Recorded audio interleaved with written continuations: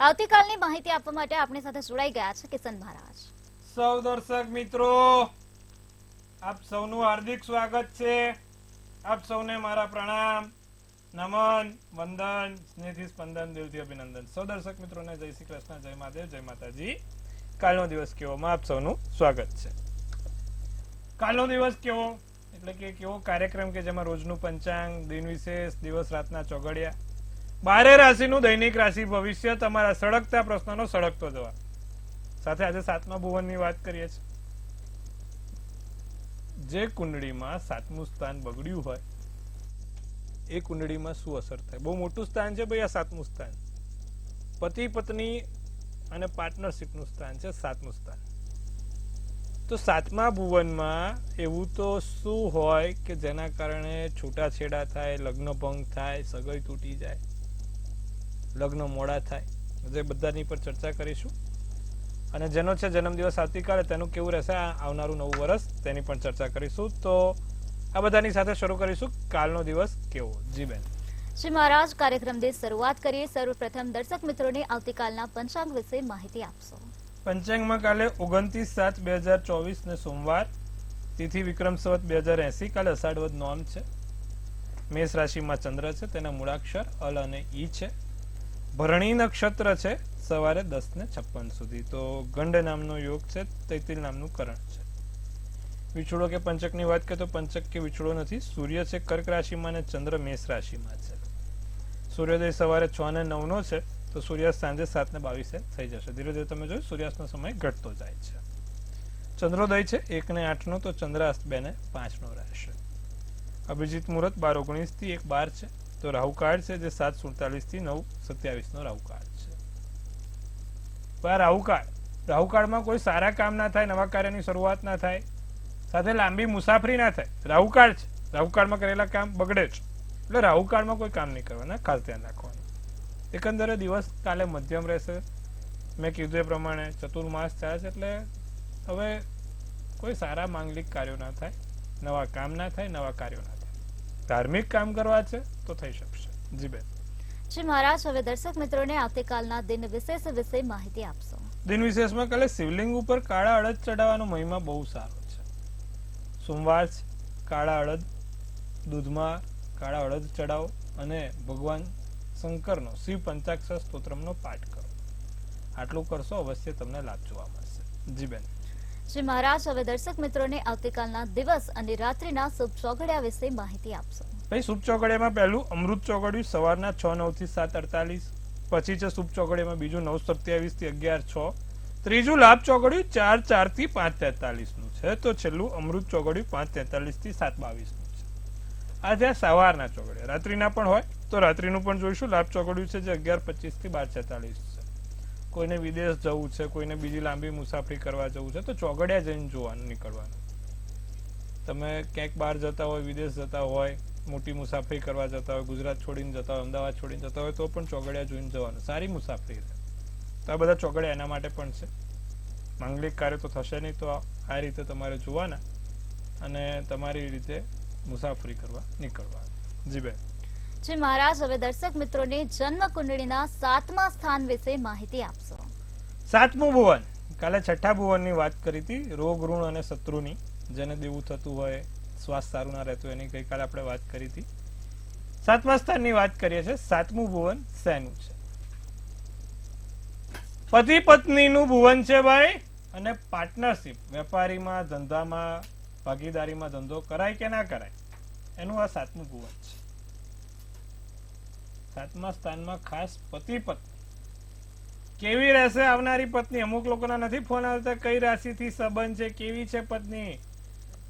સાસુ વહુને દૂધ પીવડાવશે કે વહુ સાસુને દૂધ પીવડાવશે નાગ પંચમીના દિવસે, ખાસ એ બધા માટે 7મું ભુવન જોવાય. હે ને? અમુક એક નાનો બન કે મહારાજ મારે ત્યાં આજે અદભુત થઈ ગયું. મેં કીધું શું થયું? મારી વહુને કોઈ દાડો પાણી કહું ને તો પાણી આપે નહીં, ઉપરથી 2 છાંચ્યા કરે. અને આજે તો ઉઠીને તરત મારી વહુ માટે દૂધ લઈને આવી. એટલે મેં પૂછ્યું કેમ, આજે કઈ બાજુથી સૂરજ ઉગ્યો? તો વહુ રાણીએ કીધું કે આજ સૂરજ પૂર્વ બાજુથી જ ઉગ્યો છે, આજે નાગપંચમી છે, તમે દૂધ પી લો શાંતિથી. આવું એટલે આ બધું આવું છે. એટલે વહુ સાસુ કેવો સંબંધ રહેશે, પતિ પત્ની જોડે સંબંધ કેવો રહેશે, 7મા સ્થાનથી જોવાય. હવે જો તમારા ઘરમાં વહુ સારી આવવાની હોય તો જે પતિનું કુંડળી છે, એટલે કે જે વ્યક્તિની સામેવાળાની વ્યક્તિની કુંડળી છે, ત્યાં શુભ ગ્રહ હોય અને એમાં પણ સ્વગ્રહ કે ઉષ્ણા થઈને બેઠા હોય. જેમ કે કર્ક રાશિનો ગુરુ હોય 7મા સ્થાનમાં, તો એની પત્ની ખૂબ સારી હોય, એને તો તારે, સાથે એના કુટુંબને પણ તારે. 7મે ચંદ્ર બેઠો હોય કર્ક રાશિનો, તો ફરીવાર પતિ કે પત્ની બંને એવા હોય કે જે સાસુ સસરાને પણ તારે ને એના ઘરવાળાને પણ તારે. હવે સાથે 7મે શુક્ર બેઠો છે સ્વગૃહી કે ઊંચનો, તો પત્ની એકદમ દેખાવડી હોય, કળાની નિપુણ હોય, પતિમાં એટલું બધું ના હોય કે સામેવાળી પત્ની ના હોય, પણ સામે નથી અમુક વખત જોડી, એટલે દેખાવડી પત્ની તમને મળવાની છે કે નહીં એ કઈ રીતે જોવા મળશે કે જો 7મા સ્થાનમાં શુક્ર, ચંદ્ર અને ગુરુ ત્રણે સ્વગૃહી કે ઊંચના થઈને બેઠા હોય તો તમારે સમજવું કે તમારી પત્ની દેખાવડી અને સુંદર મળશે. અમુક લોકો એવું કહે છે કે મહારાજ મારી પત્ની થોડા કજિયા કરે છે, હેરાન કરે છે, તો એ લોકોનું 7મું સ્થાન બગડેલું હોય. જેમ કે 7મે શનિ નીચનો થઈને બેઠો હોય, મંગળ નીચનો થઈને બેઠો હોય, એટલે તોડફોડ કરાવે અને કજિયા કરાવડાવે. નથી કોઈ જીવનમાં કોઈ વ્યક્તિ આવે છે, તમારા પતિ કે પત્ની ગણો, એનું લગ્ન લાઈફ ડિસ્ટર્બ થઈ જાય છે, કારણ કે 7મું સ્થાનમાં કોઈ પાપગ્રહ બેઠેલો છે ને એ પણ નીચનો કે અસ્તનો થઈને બેઠો છે, એટલે આ વસ્તુ થાય છે. આ વાત થઈ કજિયાની અને રોજની માથાકૂટની, પણ ડિવોર્સ જ થઈ જાય, છૂટાછેડા જ થઈ જાય. નથી 6 મહિના સીધું પૂરું, વર્ષમાં પૂરું. નિભાવવાની દાનત ના હોય અને નિભાવતા જાણી પણ ના શકતા હોય, એવા લોકોના કયા યોગ હોય? 7મે ગુરુ રાહુનો ચંડાલ યોગ હોય, 7મે ગુરુ કેતુનો ચંડાલ યોગ હોય, શનિ રાહુ હોય, શનિ કેતુ હોય, ચંદ્ર રાહુ હોય કે ચંદ્ર કેતુ હોય, મંગળ રાહુ કે મંગળ કેતુ બેઠા હોય. આ જ્યારે પણ આ ગ્રહોની સાથે રાહુ કેતુ બેઠા હોય છે ત્યારે સમજી લેવાનું. અને ખાસ કરીને મંગળ શનિ, એ તો આગળની વાત છે, મંગળ શનિનું શું કરે, પણ આટલા ગ્રહો બેઠા હોય ત્યારે લગ્ન ભંગ થાય ને થાય. કાં તો સગાઈ તૂટી જાય, કાં તો લગ્ન તૂટી જાય. સામેવાળાની જો કુંડળી બળવાન હોય તો સગાઈથી વાત પતી જાય, અને સામેવાળાની પણ કુંડળી કદાચ ઓછી નમતી હોય તો લગ્ન ભંગ થાય ને થાય જ છે. પ્રેમ લગ્નના યોગ ક્યારે આવે? 10મા સ્થાને શુક્ર મંગળ બેઠો હોય, 10મા સ્થાનમાં શુક્ર સ્વગૃહી થયો હોય ને 5માનો માલિક 7મે બેઠો હોય, ત્યારે આ બધી આપણે કુંડળીમાં પ્રેમ લગ્નના યોગ પ્રબળ બને છે. છોકરો નોકરી, છોકરી કે છોકરો સરકારી નોકરી વાળો મળશે કે નહીં મળે, કઈ રીતે જોવામાં આવશે? તો 7મા સ્થાનમાં મંગળ મકરનો બેઠો છે કે સ્વગૃહી બેઠો છે, સૂર્ય સ્વગૃહી કે ઊંચનો થઈને બેઠો હોય કે શનિ સ્વગૃહી કે ઊંચનો થઈને બેઠો હોય, તો સામેવાળો ખૂબ સારી નોકરી કરતો હોય, પતિ હોય કે પત્ની હોય. અમુક વખત આપણે પત્નીની પણ સરકારી નોકરી જોઈએ છે કે પત્ની પણ સારી જગ્યા પર જોઈએ છે. તો એ બધું 7મા સ્થાન મંગળ, શનિ અને સૂર્ય ત્રણે સ્વગૃહી કે ઊંચના થઈને બેઠા હોય તો આ વસ્તુ બને છે. હવે વાત કરીએ કે જે લોકોના લગ્ન નથી થતા, ઉંમર થઈ ગયા હોવા છતાં પણ લગ્નના યોગ નથી બનતા. 7મું સ્થાન પતિ પત્નીનું છે, 7મે મંગળ નીચનો થઈને બેઠો છે, એટલે કે તુલા રાશિનો થઈને બેઠો છે, કાં તો પછી શનિના ઘરનો બેઠો છે, મકર કે કુંભનો બેઠો છે. મકરનો હોય તો એટલો વાંધો નથી આવતો, લગ્ન કદાચમાં ડિસ્ટર્બ કરાવે પણ ના થાય, પણ કુંભનો બેઠો હોય મંગળ તો હેરાનગતિ આપે છે. સાથે મંગળ તમારા વૃષભ રાશિનો પણ બેઠો હોય, એ બધા લગ્ન મોડા કરાવડાવે છે. 30 વર્ષ પૂર્ણ થાય છતાં પણ લગ્ન નથી થતા. પણ જેને મંગળ 7મે અને શનિ 12મે હોય એ લોકોના 36 વર્ષ 32 થી 36 વર્ષની અવધિ છે. ફરી એકવાર, જેનો મંગળ 7મે અને શનિ 12મે છે, એ દરેક લોકો 32 વર્ષ થઈ જાય, 36 વર્ષ થઈ જાય, છતાં પણ એમને લગ્નનો મેળ પડતો નથી. એ લોકોને લગ્ન સુખ મળતું નથી. હવે 7મે કે 8મે જો મંગળ શનિ હોય, ખાસ કરીને 7મે મંગળ શનિ હોય, તો આજીવન કુંવારું રહેવું પડે છે. લગ્ન કરવાની ઈચ્છા થતી નથી, કાં તો લગ્ન થતા નથી. એવી જ રીતે 12મે, 7મે અને 8મે મંગળ શનિ હોય ત્યારે લગ્ન ભંગ અને લગ્ન ના નથી. અમુક લોકો સંસારથી રસ ઉઠી જાય છે. એવી જ રીતે 7મે શનિ હોય અને 12મે મંગળ હોય તો એ લોકોને આ મેં કીધું ને 32 કે 36, એ લોકો 34 વર્ષ સુધી, 34 વર્ષ થાય છતાં પણ એમના લગ્ન ના થાય. 34 થી 35 વર્ષે જે લોકોના લગ્ન થતા હોય છે, મોટા ભાગે એ લોકોને 7મે શનિ ને 12મે મંગળ હોય છે. વાત કરી આપણે મોડા લગ્નની. અમુક તમે જોવો છો ને તો તમે જો તો કજોડું હોય, પત્ની એકદમ દેખાવડી હોય, પેલો પતિ તો ક્યાંય માખીએ ના ઉડતી હોય માથા ઉપર. તે બધા 7મે કેતુ વાળા, કાં તો પતિ એકદમ હેન્ડસમ હોય ને પત્ની થોડી શ્યામ હોય, ડલ હોય, એ બધા 7મે કેતુ વાળા. જેને પણ 7મે કેતુ હોય ને એ લોકો તમે જોજો કે આમ થોડુંક કજોડું હોય, એક પેલું અમિતાભ બચ્ચન, જયા બચ્ચન જેવું, હાઈટ અપ ડાઉન વાળી. તો આ બધું 7મે કેતુ વાળા હોય એટલે જોડી આગળ પાછળ હોય, 19-20 નો ફરક હોય.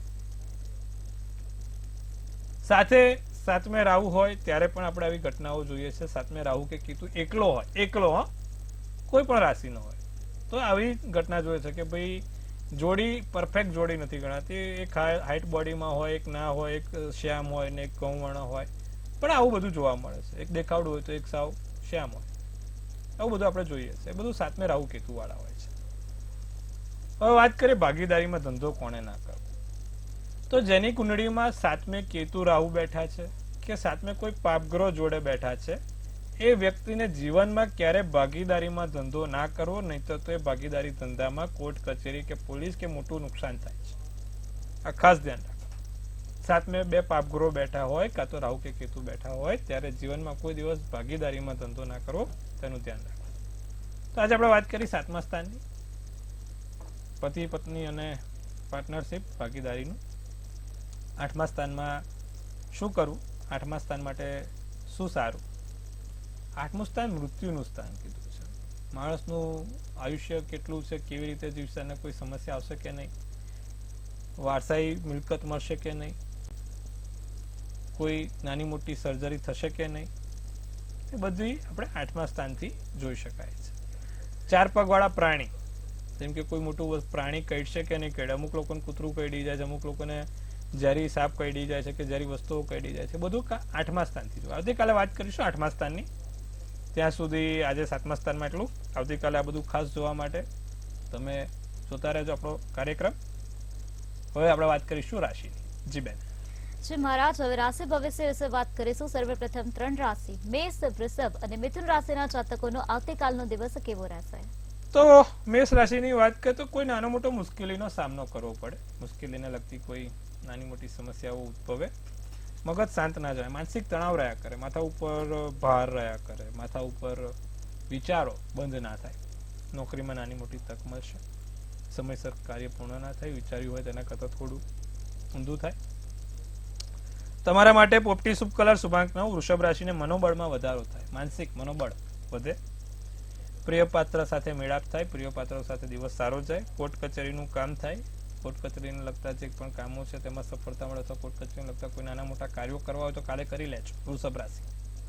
અજાણ્યા વ્યક્તિ પર ભરોસો સારો નથી, તો ખાસ કરીને કોઈ અજાણ્યા વ્યક્તિ પર ભરોસો ના કરશો. સફેદ શુભ કલર શુભાંક 4. મિથુન રાશિને કાર્યોમાં સફળતા બહુ સારી જોવા મળે છે. કાર્યમાં તમારું કામ પૂર્ણ થતું જોવા મળે છે. નવી વાત આગળ વધશે. વેપાર આસમાને પહોંચે. પ્રેમ સંબંધમાં મધુરતા આવે. સોનેરી શુભ કલર શુભાંક 8 રહેશે. જી બેન. શ્રી મહારાજ, આગળની 3 રાશિ કર્ક, સિંહ અને કન્યા રાશિના જાતકોનો આવતીકાલનો દિવસ કેવો રહેશે? કર્ક રાશિને પૈસા કમાવા માટે દિવસ ઉત્તમ છે. 2-5 રૂપિયા કમાવા છે, આગળ જીવનમાં વધવું છે તો કાલે ધન કમાવાની ઉત્તમ તક છે. મહેનત કરજો, પૈસા મળશે. ધારેલી વ્યક્તિ સાથે મિલન છે ભાઈ. ઘણા સમયથી વિચારો છો કે આ વ્યક્તિ જોડે મુલાકાત કરી છે, આ વ્યક્તિઓ સાથે વાત કરવી છે, તો ધારેલા વ્યક્તિઓ સાથે મિલન થશે. અહંકારથી બચવાનું છે. અમુક વખત આપણું અભિમાન આપણને મારી નાખતું હોય છે. હું પણ જયારે માણસને, રાવણને શું આવી ગયું હતું? હું પણ આવી ગયું હતું ને એનું પતન થઈ ગયું. માણસને હું પણાથી બચવાની જરૂર છે. તો અહંકારથી બચજો. બલીનો બકરો ના બનાવે ભાઈ, ધ્યાન રાખજો. કોઈ તમને બલીનો બકરો ના બનાવે તેનું ખાસ ધ્યાન. જાંબલી શુભ કલર, શુભાંક 3. સિંહ રાશિ. દુશ્મનો બહુ બધા, શત્રુઓ વધી ગયા છે, બચીને રહેજો. જ્યાં જાઓ ત્યાં શત્રુઓનું થોડું પ્રમાણ વધી ગયું છે. કોણ આપણું છે, કોણ પરાયું છે, તપાસવાનું રાખો. મગજ ઉપર કાબુ રાખો. માનસિક રીતે કાબુ નથી મળતો. મગજ શાંત અને શાંત મગજે કામ કરો. માનસિક સ્થિતિ સારી બને તેવો પ્રયત્ન કરજો. રાજકીય લાભ મળશે. રાજકીય ક્ષેત્રથી લાભ છે, કોઈ સરકારી ક્ષેત્રથી, રાજકીય ક્ષેત્રથી કે નાના મોટા આકસ્મિક લાભ જોવા મળશે. કાળો શુભ કલર, શુભાંક 8. કન્યા રાશિ. વાદ વિવાદોથી દૂર રહેજો. આજુબાજુના વ્યક્તિઓ, નજીકના વ્યક્તિઓ, તમારા કર્મચારીઓ વાદ વિવાદ કરાવે ને તો એ વાદ વિવાદોથી દૂર રહેવાનું. સહકર્મચારીથી ફાયદો પણ છે. વાદ વિવાદો નહીં, સહકર્મચારીથી લાભ લેવાનો. કોઈ ગેરલાભ ના ઉઠાવે તેનું ધ્યાન રાખજો. ત્વચાનું ધ્યાન રાખજો. તમારી નાજુક નમણી તમારી ત્વચા, એ નાજુક નમણી ત્વચાનું ધ્યાન રાખજો. કોઈ મતભેદ ના થાય કોની જોડે. મેં કીધું કર્મચારી કે તમારા પરિવાર કે આજુબાજુમાં માથાકૂટ ના થઈ જાય, મારપીટ ના થઈ જાય તેનું ધ્યાન રાખજો. નહીં કરવાની, ધ્યાન રાખવાનું. ગુલાબી શુભ કલર, શુભાંક 1 રહેશે. જી બેન. જી મહારાજ, હવે સમસ્યાઓ સાથે દર્શક મિત્ર આપણી સાથે જોડાઈ ગયા છે. હેલો. જી બેન. 28/7/1983 સમય સવારના 9:20. બોલો પ્રશ્ન. જન્મ સ્થળ ને પ્રશ્ન. સરકારી નોકરી નથી થતી. ચંદ્ર તુલાનો છે, મિથુનનું લગ્ન છે, વિશાખા નક્ષત્ર, પ્રદોષનો જન્મ છે.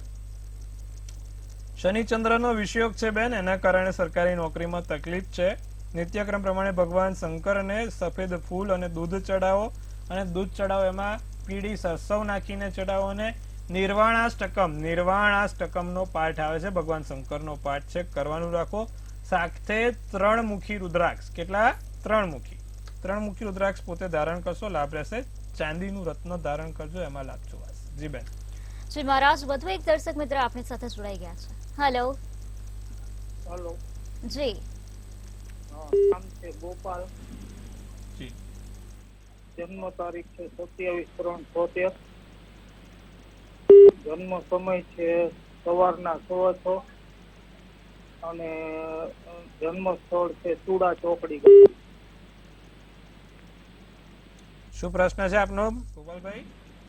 પ્રશ્નમાં સાહેબ એવું છે કે મેં તમને હમણાં જ કોલ કર્યો હતો. તમે મને શનિદેવનું યંત્ર અને શનિદેવની વીંટી પહેરવાનું અને ઓલો પીપળે જીવો કરવાનું કીધું હતું. એટલે એ બધું હું કરું છું સાહેબ.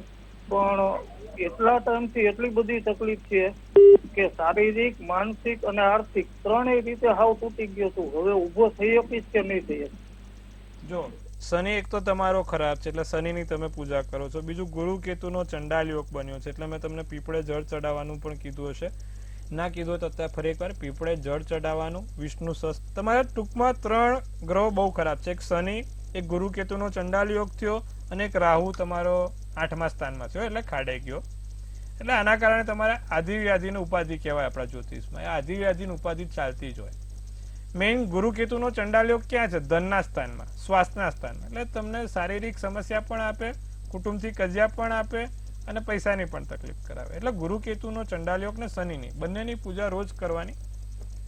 હવે શું કરવાનું? તો એક તો પીપળે જળ ચડાવો, ઓમ નમો ભગવતે વાસુદેવાય બોલીને. દર પૂનમના દિવસે સત્યનારાયણ કથાનું વ્રતનું વાંચન કરો. શક્ય હોય તો ચંદનનું ચાંદલો, રોજ ઘરની બહાર નીકળો એટલે ચંદનનો ચાંદલો કરીને નીકળવાનું, અને ચંદનનું અત્તર લગાવીને નીકળવાનું. આનાથી ગુરુ કેતુનો ચંડાલ યોગ શાંત. આટલું કરજો, લાભ જોવાશે. જી બેન. શ્રી મહારાજ, હવે રાશિ ભવિષ્ય તરફ આગળ વધીશું. આગળની 3 રાશિ તુલા, વૃશ્ચિક અને ધન રાશિના જાતકોનો આવતીકાલનો દિવસ કેવો રહેશે? તુલા રાશિને ધન અને વૈભવની પ્રાપ્તિ થાય, સારું રહે. તબિયતમાં ખાસ સંભાળ લેવી, કામમાં વ્યસ્ત રહી શકો છો. ગેરસમજણ ઊભી ના થાય તેનું ધ્યાન રાખજો. કોઈ ગેરસમજણ ઊભી ના કરે ત્રીજી વ્યક્તિ, તેનું ધ્યાન રાખવાનું છે. વાદળી શુભ કલર, શુભાંક 2. વૃશ્ચિક રાશિની વાત કરીએ તો ભાઈ પ્રમોશન મળે, આગળ દરરોજ જો આગળ જાય, તરક્કી થાય, પ્રગતિ થાય, અણધાર્યા લાભ પણ થાય. વૃશ્ચિક રાશિને સારો દિવસ છે. માતા પિતાના આશીર્વાદ જોડે છે. માતા પિતાના આશીર્વાદથી કામ કરશો તો સારું રહેશે. ઘરની બહાર નીકળો માતા પિતાના આશીર્વાદ લઈને નીકળવાનું. વૃશ્ચિક રાશિ વાળા સારું રહેશે. ધાર્મિક કાર્યો થશે. લાલ શુભ કલર, શુભાંક 1. ધન રાશિને પૈસા સમજી વિચારીને પગલા ભરો. કામકાજમાં વધારો થાય. બોલવા પર કાબુ રાખજો. કોઈને આડું અવડું બોલાઈ ના જાય અથવા તો તમારા બોલવાથી કોઈને ખોટું ના લાગી જાય, વાણી વર્તનમાં તકલીફ ના પડે, તેનું ખાસ ધ્યાન.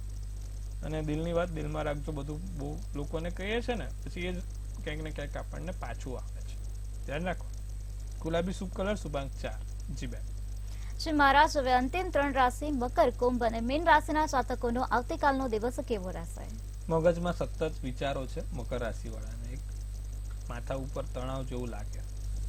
નિર્ણય લેવામાં મુશ્કેલી આવે. નિર્ણય લેવામાં સરળતા ના થાય. કોઈ આમ ખબર ના પડે, આ બાજુ કરું, પેલી બાજુ કરું, આમ કરું કે તેમ કરું. ધાર્મિક કાર્યમાં ખર્ચ રહેશે. ચા કોફી થી મૂડ બનશે ભાઈ. કાલે મકર રાશિ વાળા ચા કોફી પીવાનું વધારે રાખજો, મૂડ બનશે. મેં કીધું ને મગજ થોડુંક કાલે ડિસ્ટર્બ રહેતો, એમાં ચિંતા કરવાની બાબત નથી. ક્રીમ શુભ કલર, શુભાંક 5 છે. કુંભ રાશિને ધનલાભ છે ભાઈ. આર્થિક સ્થિતિ સારી છે. કોઈની જોડે ખોટા વાદ વિવાદ કે ચર્ચામાં ના ઉતરતા. પૈસા બચાવીને રાખજો, ફાયદો થશે. નાની મોટી જવાબદારી મળશે. પીળો શુભ કલર, શુભાંક 6 છે. મીન રાશિને ધારેલા જે પણ કામ છે, જે વિચાર્યું છે તે ધારેલા કામ બધા પૂર્ણ થશે. સાથે તબિયતમાં થોડીક સંભાળ લેવાની જરૂર છે. મીન રાશિ વાળાને તબિયત સાચવજો, સંભાળ લેજો. સારી કિંમતમાં વસ્તુ વેચાય. ધાર્યા કરતા વધારે કિંમતમાં વસ્તુ વેચાશે. ધન ખર્ચ થાય, આવકનો ખર્ચો થાય, ધન ખર્ચ થાય. ભૂરો શુભ કલર, શુભાંક 1 રહેશે. જી બેન. શ્રી મહારાજ, હવે જે લોકોનો આવતીકાલે જન્મદિવસ છે તેમનું આવનારું વર્ષ કેવું રહેશે તે ટેરટ કાર્ડની મદદથી જણાવશો. કાલે જેનો પણ જન્મદિવસ છે, મંતવ્ય ન્યૂઝ ટીમ તરફથી સૌને હાર્દિક અભિનંદન. તનથી તંદુરસ્ત રહો, મનથી મલકાતા રહો અને ધનથી છલકાતા રહો. હાસ્યનું તરણ ઝૂલતું રહે, ભાગ્યનું પાનું ખુલતું રહે અને ધન કુબેરના ભંડાર ભરાતા રહે. એક સુંદર મજાનું નિરાલીબેન ટેરોટ ઉપાડશે. આવનારું વર્ષ કેવું રહેશે, જેનો પણ જન્મદિવસ છે આવતીકાલે તેનું કપાળ ભાઈ એમને કાઢ્યું છે 10th of Swords. દગાખોરી, ગદ્દારીનું કાર્ડ છે. ખાસ કરીને કોઈને પણ પૈસા, કાગળિયા કે કશું પણ આપતા પહેલા વિચારજો. પીઠ પાછળ, તમારા પીઠ પાછળ કોઈ ઘા ના મારે તેનું ધ્યાન રાખવાનું છે. જેનો પણ જન્મદિવસ છે આવતીકાલે. તમારા મહેરબાની કરીને પૈસા, રોકડ રકમ, વેપારમાં, નોકરીમાં કે ધંધામાં ધ્યાન રાખજો. લોકો તમારા જ નજીકના જ વર્તુળ લોકો તમારી પીઠ પાછળ કા ના કરે. ધ્યાન રાખીશું. શું કરવાથી આખું વર્ષ સારું જશે. કાલે જેનો પણ જન્મદિવસ છે એ નિત્યક્રમ પ્રમાણે ભગવાન શંકરની પૂજા પાઠ કરે. દ્વાદશ જ્યોતિર્લિંગમ એટલે 12 જ્યોતિર્લિંગના નામ છે. એ 12 જ્યોતિર્લિંગના નામ દરરોજ સવાર ઉઠીને બોલવાનું રાખે. જમણો પગ પહેલા મૂકો ને એટલે દ્વાદશ જ્યોતિર્લિંગમ બોલ દેવાનું. આખું વર્ષ સારું ને સુંદર જશે અને કોઈ ચિંતા કરવાની બાબત નહીં રહે. જી બેન. શ્રી મહારાજ, અમારી સાથે જોડાયા અને દર્શક મિત્રોને ખૂબ સરસ માહિતી આપી તે બદલ આપનો ખૂબ ખૂબ આભાર. ખૂબ શુભેચ્છાઓ. હર મહાદેવ. હવે તમને પણ કોઈ પ્રશ્ન હોય તો નોંધી લો કિશન મહારાજનો કોન્ટેક્ટ નંબર.